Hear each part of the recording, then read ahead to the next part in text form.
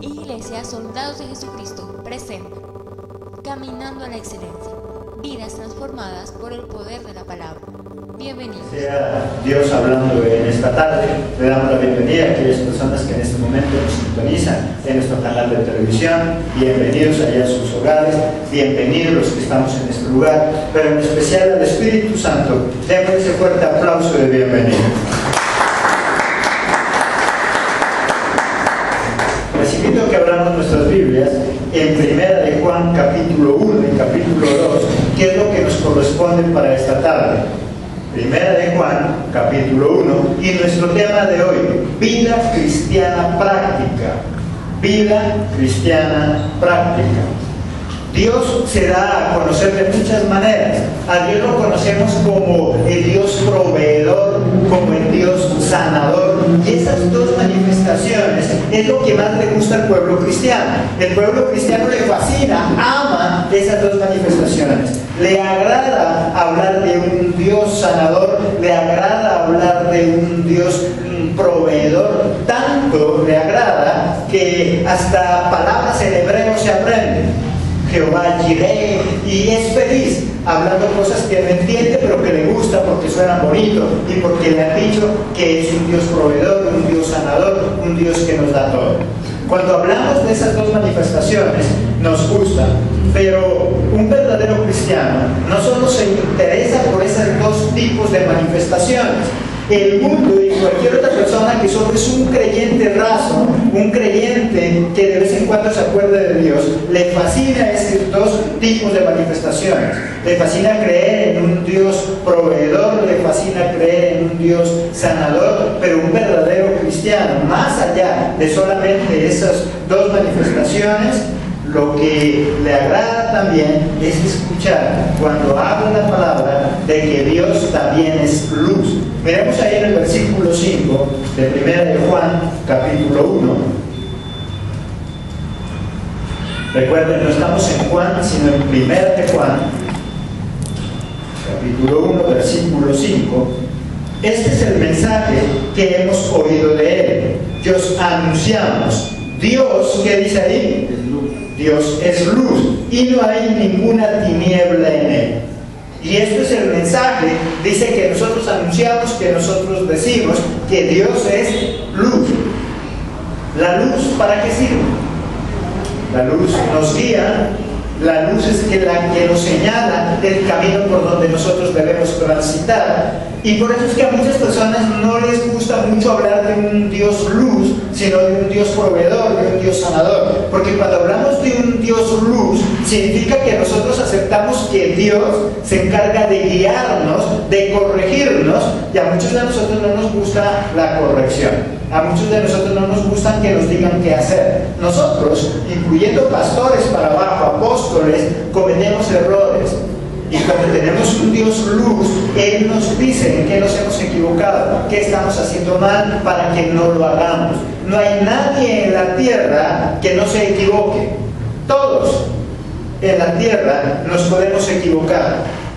Todos en la tierra podemos cometer errores. Pero cuando creemos en ese Dios luz que alumbra nuestro caminar, entonces nosotros tenemos la posibilidad de no solamente equivocarnos, sino también de corregir el error y de seguir adelante. Todos. Dice la palabra de Dios que quien no comete ese tipo de errores está mintiendo, porque todos de alguna manera lo hacemos. Pero a muchos no les gusta un Dios luz, no les gusta que nos corrija, no les gusta que nos diga qué hacer. Muchos de nosotros en los hogares nos gusta tener unos padres millonarios, proveedores, pero no nos gusta tener unos padres que se metan en nuestra vida. Es más, muchos de nuestros hijos cuando están acostumbrados a solamente un padre proveedor y el padre se mete en ellos, ¿qué le dice el hijo? No te metas en mi vida. ¿Y cuántas veces escucha ese tipo de expresiones los hijos decirle a los padres, no te metas en mi vida? El hijo no quiere que el padre se meta en su vida, pero el hijo sí quiere meterse en el bolsillo del padre. porque quiere que le provea, quiere que le dé para el estudio, quiere que le dé para todo lo que necesita, pero que el papi y la mami no se metan en su vida. Y nosotros hacemos exactamente lo mismo con Dios. ¿Cuántas veces nosotros nos gusta creer en un Dios proveedor, pero no me gusta un Dios que se meta en mi vida, un Dios que me corrija, un Dios que me muestre el camino verdadero? ¿Cómo es una verdadera vida cristiana? Es lo que vamos a mirar. 12 características que identifican a un verdadero cristiano.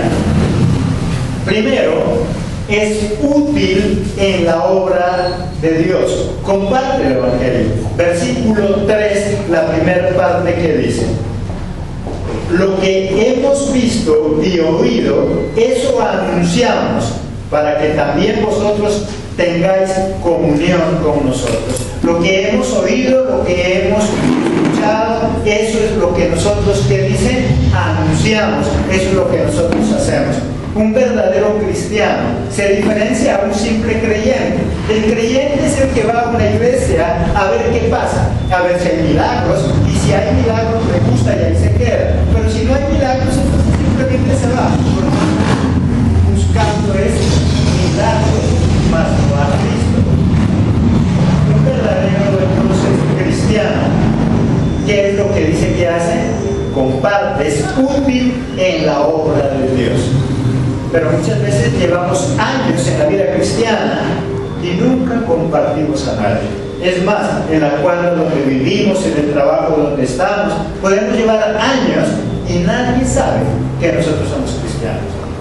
Porque no somos de ese tipo de cristianos útiles para Dios donde nosotros le servimos. Nosotros somos ese tipo de cristianos que vamos a un lugar, calentamos una silla, que no me digan nada, porque en el momento en que me corrijan, en ese momento yo me aburro y entonces no me gusta. ¿Cómo es la verdadera vida de un cristiano? Entonces, primero, es útil en la obra. Segundo, tiene una muy buena comunión con Dios. Ahí en el mismo versículo 3, la siguiente parte que dice: para que también vosotros tengáis comunión con nosotros, y nuestra comunión verdadera es con el Padre y con su Hijo Jesucristo. Porque nuestra comunión verdadera es con ¿quién dice? Con el Padre, con Jesucristo, con el Espíritu Santo. Un verdadero cristiano mantiene una muy buena comunión con Dios. Pero ¿cómo nosotros podemos tener una muy buena comunión con Dios o con los demás? ¿Cómo tienes tú una buena comunión, una buena amistad con tus familiares, con tus amigos? Hablando, a través de comunicarnos. Si tú nunca te comunicas con tus seres queridos, ¿cómo es tu comunión con ellos? ¿Buena? ¿Mala? La única forma de yo tener una buena comunión con Dios es a través de la comunicación. ¿Y cómo me comunico con Dios? A través de la oración, a través de congregarnos. Hay muchas personas que dicen ser cristianos, pero les cuesta la oración, les cuesta el congregarse. ¿Cómo puede ser posible que hablemos de ser un verdadero cristiano cuando casi muy poco oramos? Yo sé que tú oras, pero voy a preguntarte solo por decir algo. ¿Cuántas veces tú te comunicas en el día con Dios? Hay personas que tan solo se limitan a la mañana. Cuando en la mañana se levantan, eso es todo. Hay personas que se comunican con Dios en oración solo cuando se acuestan para darle gracias por el día, y eso es todo. Pero ¿cuántas veces nos comunicamos con Dios en el día? ¿Cuántos minutos, horas del día utilizas para postrarte delante de Dios y buscarle a Él? Dice que un verdadero entonces cristiano es aquel que tiene una buena comunión con Dios, y la única forma de tener una buena comunión con Dios es a través de la oración y es a través de congregarnos. Cuando nosotros dejamos de congregarnos, obviamente poco a poco nos vamos enfriando de esa relación con Dios. Cuando tú dejas de visitar la casa de tus padres, cuando tú dejas de visitar la casa de esa persona que dices que ama, ¿qué pasa con tu relación? Cada vez se va enfriando. Cuando nosotros dejamos de congregarnos en la iglesia por algún motivo, poco a poco nos vamos enfriando. Y cuando menos lo pensamos, ya mi comunicación con Dios ya ha fallado, ya no es la misma. Por lo tanto, dice que la verdadera vida cristiana consiste en, primero, ser útil para Dios. Porque congregarse, todo el mundo se congrega. Los estadios hoy en día es muy común verlos llenos. Cada vez que hay una campaña de milagros, cada vez que hay promesas de parte de los que van a predicar, los estadios se llenan, pero de gente con buena comunicación con Dios. Es tanto la mala comunicación de los cristianos modernos que los cristianos, ¿qué le dicen a los líderes? Oren por mí, ayunen por mí. ¿Por qué? Porque simplemente tienen una mala relación con Dios. Tercero, ¿cómo es una verdadera vida cristiana? Tercero, anda en luz. Ahí en el versículo 6, ya nos dice ahí en el 6. Si decimos que tenemos comunión con Él y andamos en tinieblas, mentimos y no practicamos la verdad. Si decimos que tenemos comunión con Él y andamos en tinieblas todavía, entonces estamos mintiendo, porque no tenemos una verdadera relación con Dios. Dice que si yo soy un cristiano verdadero, debo andar en esa luz. ¿Y qué es andar en la luz? Es dejarme guiar. ¿Qué es andar en la luz? Es dejar que Él sea quien direccione mi vida. Y eso se tiene que ver, eso se tiene que notar en lo que nosotros hacemos, en lo que nosotros no hacemos, en lo que dejamos de hacer. Eso se tiene que ver, eso se tiene que notar. Pero a veces no sucede así. La gente de afuera debe darse cuenta que somos cristianos no porque nosotros le digamos que somos cristianos, sino por la forma que nosotros actuamos, por la forma que nosotros somos. Qué bueno que en el trabajo donde tú estás, en tu casa, en la cuadra, pueda la gente decir, algo raro tienen ellos, me gustaría ser como ellos. Ese hogar, ese trato entre esposo y esposa, qué bueno que ese trato sea el que hable de nuestra cristiandad y no en nuestra boca. Hay muchas personas que tienen que decir que son cristianos para que crean que son cristianos. Deberían ser nuestros actos. Dice que todo cristiano se caracteriza por una vida cristiana porque anda en la luz. Cuarto, tiene muy buena comunicación con los demás. Un verdadero cristiano es aquel que tiene verdadera comunicación con los demás y muy buena comunicación con los demás. Ahí en el versículo 7, ¿qué nos dice? Pero si andamos en luz, como Él está en luz, tenemos comunión unos con otros, y la sangre de Jesucristo, su Hijo, nos limpia de todo pecado. Pero si andamos en luz, ¿qué dice que sucede con nuestra comunión con los demás? Tenemos buena comunicación con los demás. Es imposible que nosotros digamos que tenemos muy buena relación con Dios, pero tenemos mala relación con los demás. Hay muchos cristianos modernos que dicen, no, es que yo con Dios estoy bien. Es que yo con Dios tengo una perfecta relación. Yo todos los días hago el devocional. ¿De qué sirve que tú tengas una buena relación con Dios si tienes mala relación con los demás? Si te cuesta perdonar, si te cuesta pedir perdón, si te cuesta ayudar al necesitado, si todavía somos egoístas. ¿Será que es posible tener entonces una buena relación con Dios? ¿Qué es lo que nos está diciendo? Que mi relación perfecta con Dios se la conoce cuando yo tengo una buena relación con los demás.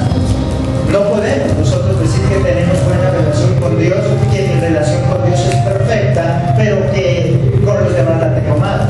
¿Cuántos cristianos dicen, yo con Dios estoy bien, lo que yo no me aguanto es a mi hermano? Yo con Dios estoy bien, lo que yo no me resisto es a mi hermano. Pues si tú dices que estás bien con Dios, pero no soportas a tu hermano, la palabra dice que somos ¿qué? Mentirosos. Entonces eres un mentiroso.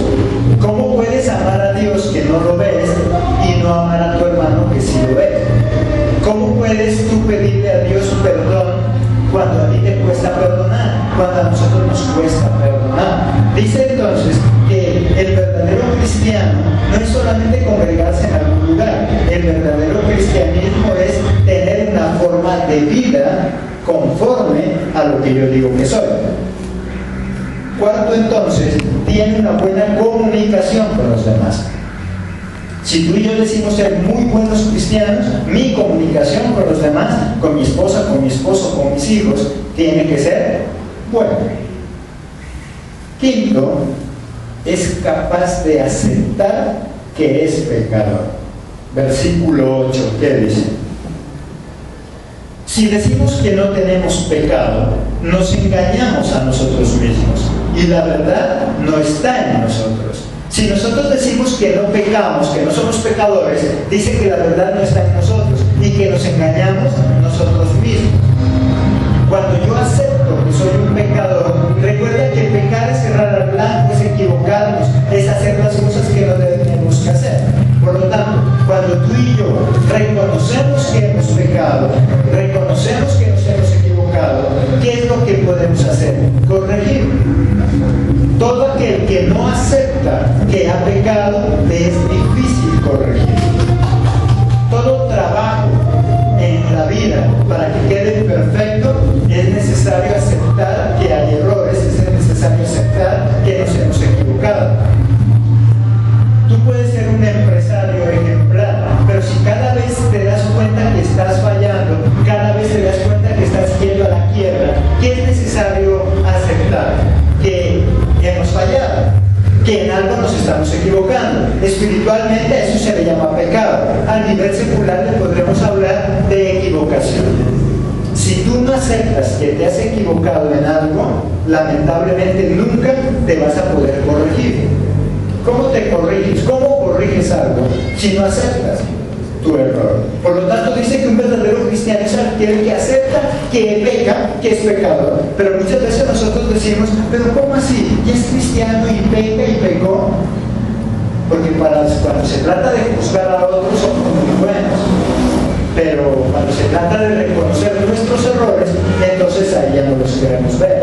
La palabra de Dios dice que nosotros somos expertos en ver la paja en el ojo ajeno, mas no vemos la viga que hay en nuestros ojos. Dice que un verdadero cristiano, por lo tanto, no es un santurrón que ya se cree que nunca peca. Dice que un verdadero cristiano es aquel que acepta que peca.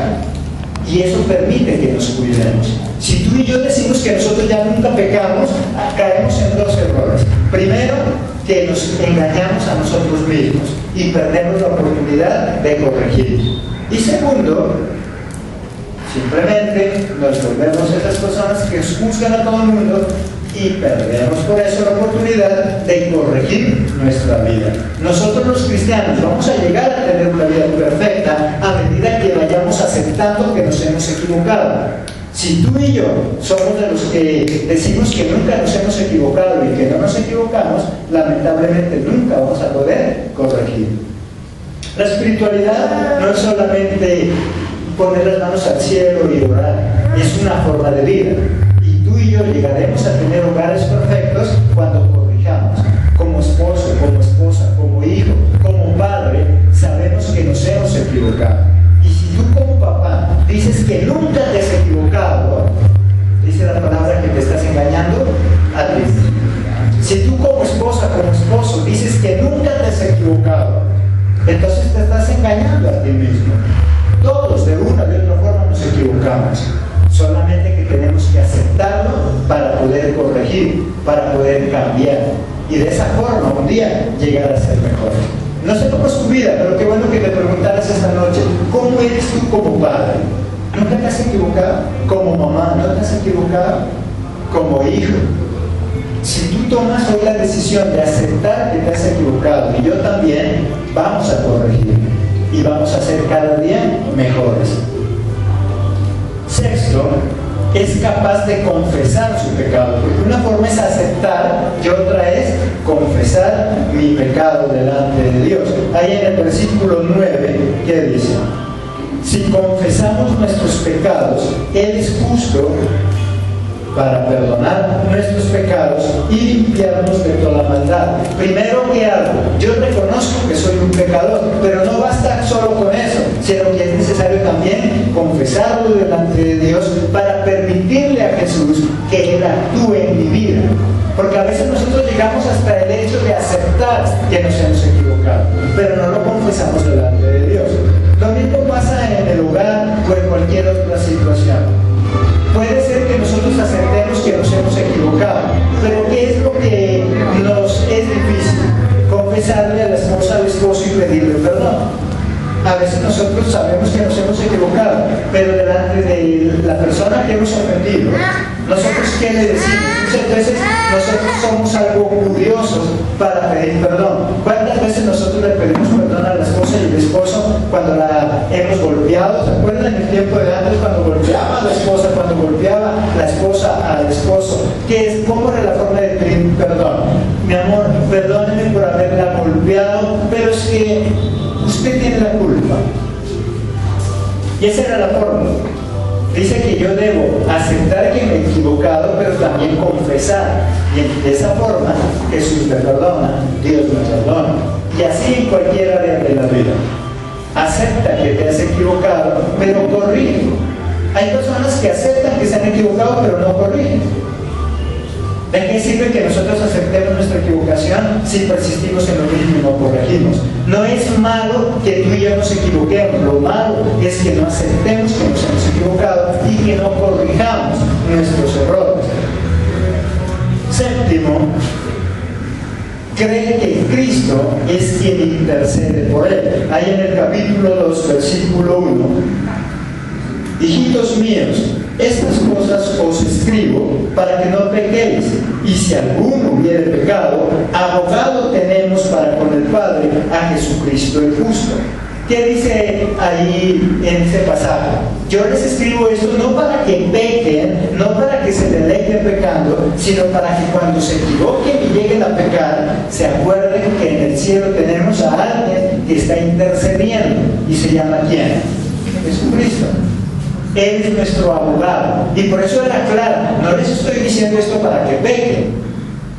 Cuando comparado a nuestra justicia ordinaria en el mundo, cuando alguien comete un error, cuando alguien comete un delito, ¿a quién tiene para que lo defienda? Un abogado. Aquí dice que Jesús es nuestro abogado. Pero el saber nosotros que hay abogados aquí en la tierra, ¿significa que eso nos debe deleitar en cometer delitos entonces? No.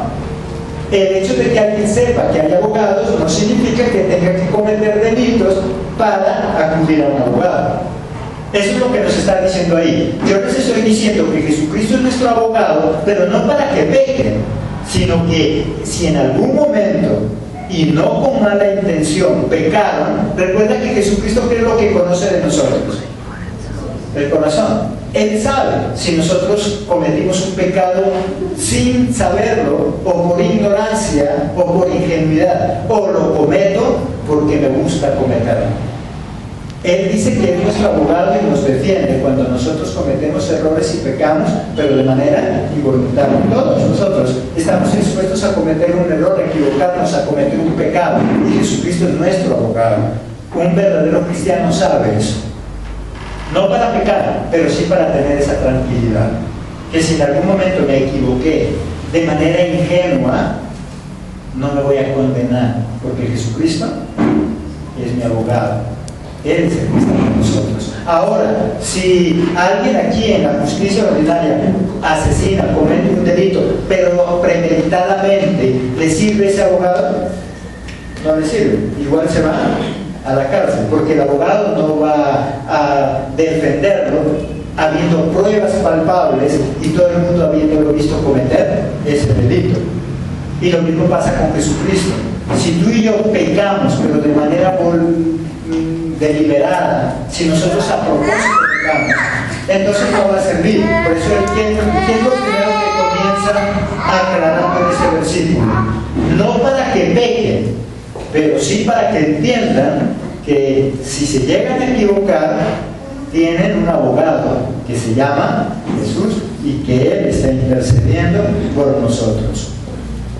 Octavo, guarda o cumple los mandamientos de Dios. Un verdadero cristiano no es solamente aquel que se congrega buscando un milagro. Un verdadero cristiano no es solamente aquel que se congrega esperando a ver cómo le va.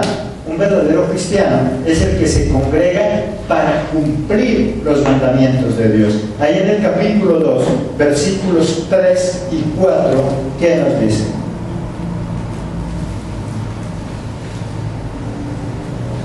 Y en esto sabemos que nosotros le conocemos si guardamos sus mandamientos. Y el que dice, yo le conozco, y no le guarda sus mandamientos, el tal es que dice ahí, mentiroso, y la verdad no está en él. Porque si alguien dice, yo soy cristiano, yo conozco a Dios, pero no cumple la palabra, para Dios es un ¿qué? Un mentiroso. Porque ser cristiano es mucho más que sentarse a calentar una silla. Ser cristiano es mucho más que decir que pertenece a alguna iglesia. Ser cristiano es ser obediente a la palabra de Dios. Porque todo aquel que se congrega, todo aquel que dice que es cristiano, todo aquel que dice que conoce a Dios, pero no le gusta la palabra, ¿es un qué? Mentiroso. Porque hay muchos cristianos de ese tipo, que le conoce, dice a Dios, que le agrada estar con Dios, pero que no le gusta la palabra. Y hay algunos que dicen, a mí me gusta, sí, el cristianismo, pero lo que no me gusta es la Biblia. Y si no le gusta la Biblia, ¿cómo puede conocer a Dios? ¿Qué es lo que hace que nosotros conozcamos verdaderamente a Dios? La Biblia, la palabra. Pero si tú eres de los cristianos que nunca lees la palabra porque no te gusta, te da pereza, dice que eres ¿qué? Mentiroso.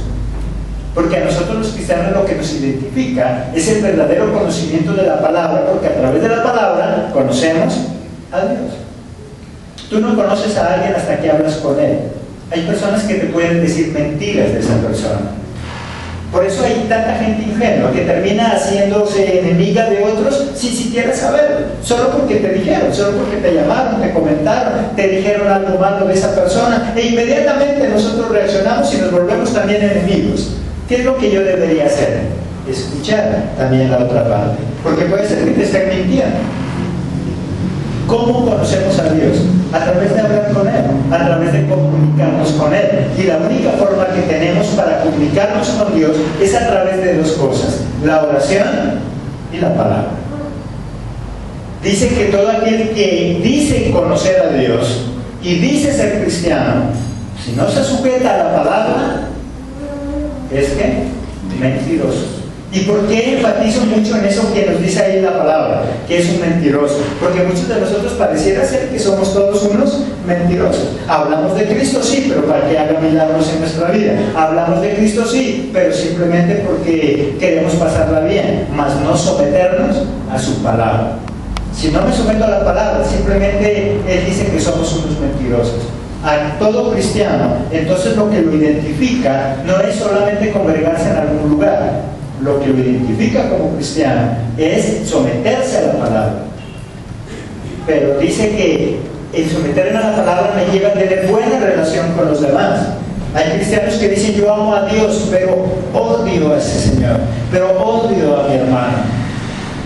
Igual, la palabra de Dios sigue insistiendo que somos mentirosos. Porque eso no identifica a un verdadero cristiano. El verdadero cristiano es aquel que se somete a Dios, que es capaz de perdonar, que es capaz de pedir perdón, que es capaz de equivocarse, pero también de corregir. El verdadero cristiano no es aquel que nunca se equivoca. El verdadero cristiano es aquel que cuando se equivoca, corrige y sigue adelante. En eso consiste el verdadero cristianismo. Hay gente que cree que las iglesias cristianas están llenas de gente sana, santa, inmaculada, que nunca comete un pecado. No, las iglesias cristianas estamos llenos de personas pecadoras que queremos cambiar, que eso es muy diferente. Queremos cambiar, queremos corregir, queremos ser diferentes. Queremos cada día ser mejores esposos, mejores padres, mejores hijos. Ese es el propósito de la vida cristiana. Noveno, deja que la palabra de Dios perfeccione su amor. Ahí en el versículo 5, ¿qué dice? Pero el que guarda su palabra, en este está verdaderamente el amor de Dios, se ha perfeccionado. Por esto sabemos que estamos con Él. Pero si alguien cuida la palabra, dice que en Él se perfecciona el amor de Dios. A medida que nosotros nos metemos en la palabra, a medida que nosotros obedecemos a la palabra, dice que en nosotros se va perfeccionando el amor de Dios. Y si el amor de Dios se perfecciona en mí, yo tengo amor ¿para quién? Para todos, para los demás.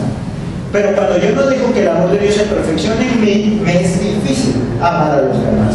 ¿Cómo amo a los demás? ¿Cómo amo a mi esposa? ¿Cómo amo a mi esposo? ¿Cómo amo a mis hijos si yo no dejo que el amor de Dios se perfeccione en mí? Con ese amor de Dios, por eso habla de un amor perfecto, un amor que puede superar las dificultades, un amor que puede superar las diferencias, porque nosotros amamos, pero con ese amor del mundo. ¿Cómo es el amor del mundo? ¿Cómo amamos nosotros?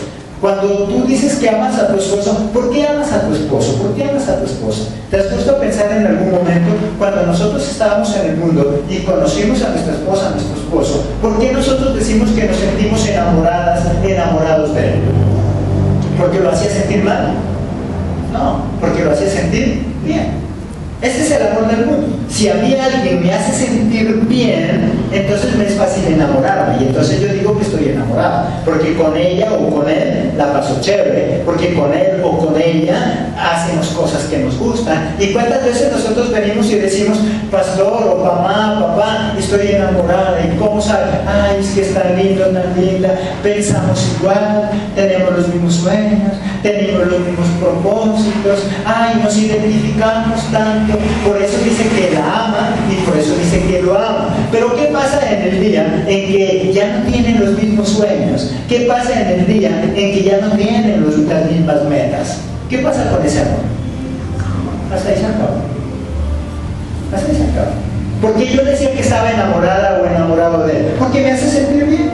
Porque me la paso chévere. Porque con él me río mucho, porque con ella me río mucho, porque con él nos identificamos en todo, entonces decimos que estamos enamorados. No sé si a ti ya te ha pasado. ¿Cuántas personas se casaron porque pensaban que tenían todo en común? Y cuando ya se casaron, resulta que todo lo que tienen es diferente. Y entonces ahí se acabó el amor, ahí se acabó todo. El amor de Dios en nosotros nos hace amar aún en la diferencia. Cuando nosotros conocemos de Cristo y dejamos que el amor de Dios se perfeccione en nosotros, somos capaces de amar a nuestra esposa así no nos entiendan. Somos capaces de amar a nuestro esposo así no nos comprendan. Así tengamos más diferencias que cosas en común, nosotros terminamos amando. Porque el amor que está en nosotros es de quién? De Dios. Y eso hace que yo la ame, eso hace que yo lo ame, aunque todavía hay diferencias en nosotros, aunque no tengamos nada en común. El amor de Dios hace que nosotros sigamos enamorados de esa persona. Décimo, anda como anduvo Jesús. Un verdadero cristiano anda como andaba Jesús. Ahí en el versículo 6, ¿qué nos dice del capítulo 2? El que dice que permanece en él debe andar como él anduvo. El que dice que es cristiano, el que dice que conoce a Dios, ¿cómo dice que debe andar? ¿Cómo andaba Jesús? Qué bueno que esta noche nosotros nos hiciéramos una pregunta. Bueno, ¿cómo sería que andaba Jesús? Y cuando dice que como andaba Jesús, ¿será en la forma de vida o cómo él andaba? No, en su forma de ser. ¿Cómo era él? ¿Cómo era su trato? Qué bueno que nosotros cuando tú y yo vamos a hablar algo con nuestra esposa y estamos ofuscados, tal vez las cosas no nos salieron bien, y cuando nosotros ya tenemos en la punta de la lengua el insulto, nosotros dijéramos, Jesús, ¿qué le diría a mi esposa en un momento así? Jesús, ¿qué le diría a mi esposo? Si en algún momento algo te sale mal en la calle y estás a punto de decirle hijo de Abraham o algo así, deberíamos nosotros preguntarnos, ¿y cómo andaría Jesús? ¿Qué diría Jesús en este momento? ¿Será que le diría lo mismo que yo pienso decirle? Porque cuántas veces nosotros cuando tenemos problemas con alguien vamos ya armados y nosotros ¿qué decimos? Voy a ir y me lo voy a encontrar o me la voy a encontrar, pero yo sí le voy a decir. No sé si te ha pasado. A veces vamos armados, ya listos para destruir. Pero es que yo me la tengo que encontrar para decirle nuestras verdades. Es que yo me lo tengo que encontrar para decirle unas verdades. Deberíamos pensar en un momento, si yo fuera Jesús y me encontrara con esa persona, ¿Jesús qué le diría? Yo tal vez voy con la intención, a veces nosotros decimos es que yo tengo que decir, y es que yo tengo que hablar, y es que yo le voy a decir, bueno, Jesús qué diría si se encontrara con esa persona. Jesús qué le dijo a aquella mujer adúltera que todos querían apedrear cuando se la encontró. ¿Qué le dijo? ¿Lo mismo que los otros? No, ¿no es cierto? Él le dijo, yo no te condeno. Pero los otros hombres iban armados, iban a apedrearla. Pero Jesús, ¿cómo se portó frente a ella? Y Jesús sabía que no solo tenía un marido, sabía que tenía muchos otros hombres. Pero sin embargo, él dijo, yo no vine a juzgarte. ¿Qué dirías tú si tienes que hablar con alguien? Eso es andar como Dios o como Jesús anduvo aquí en la tierra. Dice que si tú y yo decimos que somos cristianos, porque a veces nosotros nos los damos de esos cristianos inmaculados. Ay, es que yo soy santo, es que en esa iglesia no hay santidad. Y vaya a ver las porquerías que hace esa persona. Pero si hablo, ¿qué diría Jesús? ¿Cómo andaría Jesús? Entonces miren que hay una gran diferencia entre alguien que simplemente se congrega y alguien que es cristiano. El que es cristiano dice que debe andar como andaba Jesús.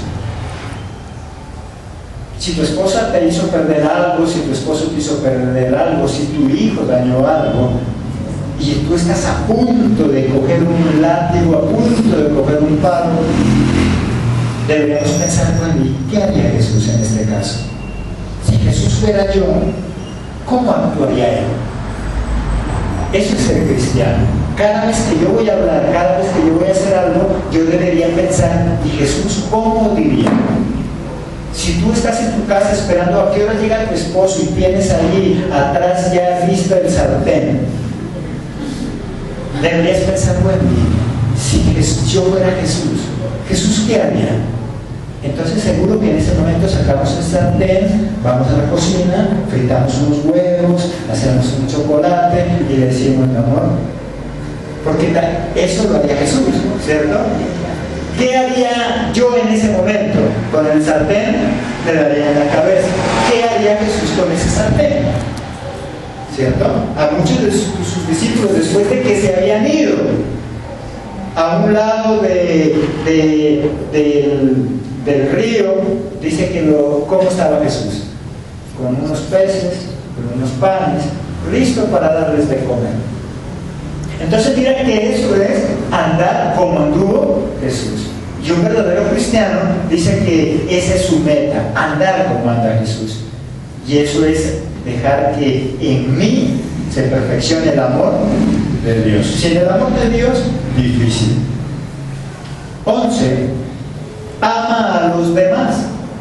Versículos 10 y versículo 11. El que ama a su hermano permanece en la luz, y en él no hay tropiezo. Pero el que aborrece a su hermano está en tinieblas, y anda en tinieblas, y no sabe a dónde va, porque las tinieblas le han cegado los ojos. Entonces mira qué importante ahí. Dice que el que está en la luz, el que está bajo la protección de Dios, es capaz de ¿qué?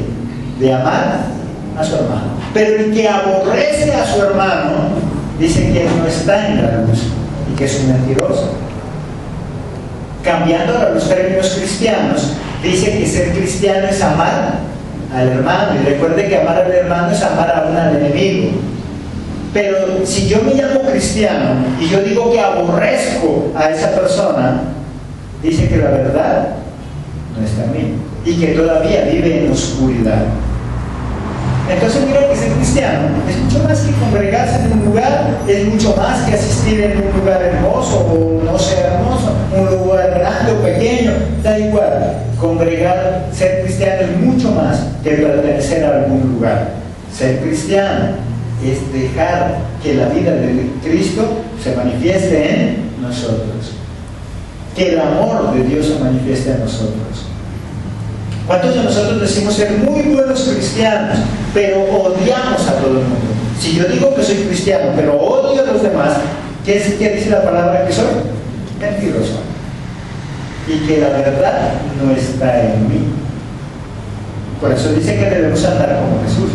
Cada vez que tú y yo tengamos que tomar alguna decisión, cada vez que tú y yo tengamos que hablar algo, sea con mi esposa, con mi esposo, con mis hijos o con cualquier otra persona, aún esa persona que dice que me hizo daño, debería yo pensar cómo hablaría Jesús. Mira cómo habló Jesús cuando estaba en la cruz. No sé si tú te acuerdas.